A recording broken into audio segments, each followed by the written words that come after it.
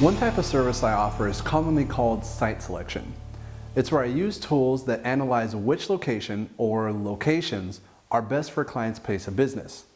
This is all based on a multitude of factors, including demographics, household incomes, lifestyle profiles, and traffic counts, just to name a few of the subject area. The subject area can be a 3-mile radius, a particular city or county, or it could even be determined by a 10-minute drive time map.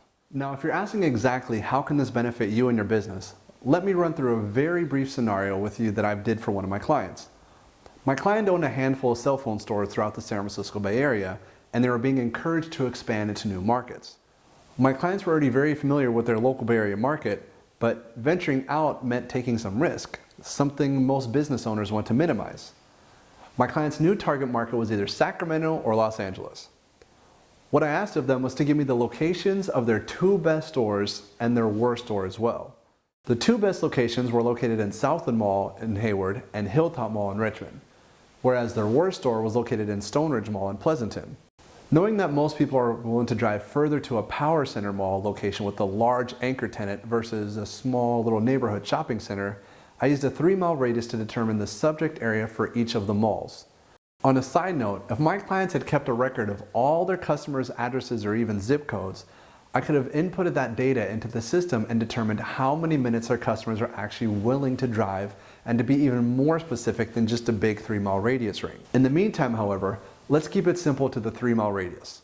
To keep things basic, I'll just go over a few of my findings. As I browsed through the local demographic and income reports, I noticed quite a few things different that just pop out at me. Now remember, we're not making presumptions, we're just trying to find our likely client base and minimize our risk when we go into unfamiliar markets. Among the few things that stand out is the amount of households, showing that they sell more in higher dense areas. I also see that their income levels are sharply different, almost by double in per capita and in median household income.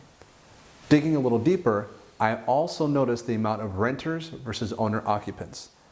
And again, in just this quick snapshot scrolling down, I see the ethnicity differences in our 2 best locations versus our substandard one.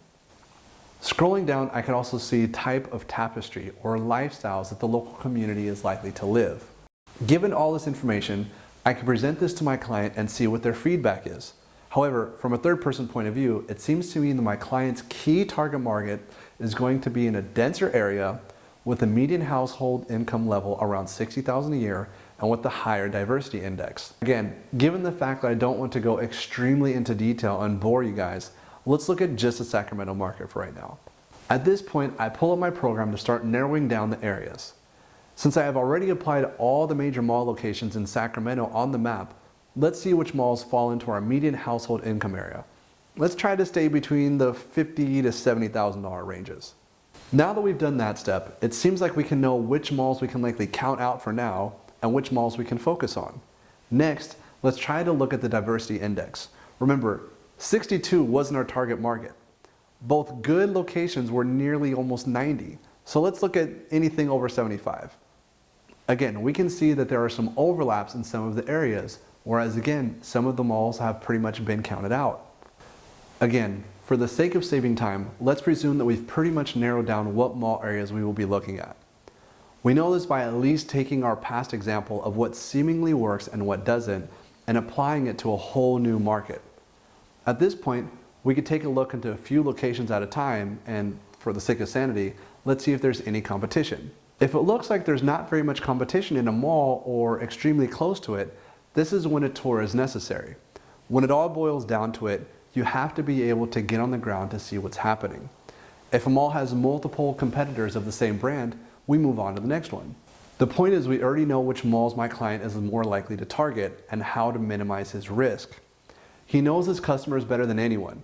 Now, at least he has an idea of where other potential and similar customers are in different areas that he's unfamiliar with. Again, if there's little or no competition in a mall, my client can now feel comfortable about his risk and use my services to help him negotiate a lease with mall management. If while on the ground we realize there's little to no competition, but the available spaces are lousy and tucked away under escalators outside of foot traffic, my client simply moves on unless there's an option for a better spot in the mall. What it all boils down to is selecting the site with the best probability for success. You have to know who your target market is. If you're expanding a chain of karate dojos and your lessons aren't cheap, you're likely going to look for both high-income areas and a large amount of youth in the local population. There are usually other tips and tricks, such as it's usually more beneficial for a dentist, orthodontist, and other similar medical practitioners to work in enclosed spaces or a medical plaza. Remember, you have to know your target market and you have to do research in order to minimize risk and expand your business wisely. Now that's good to know.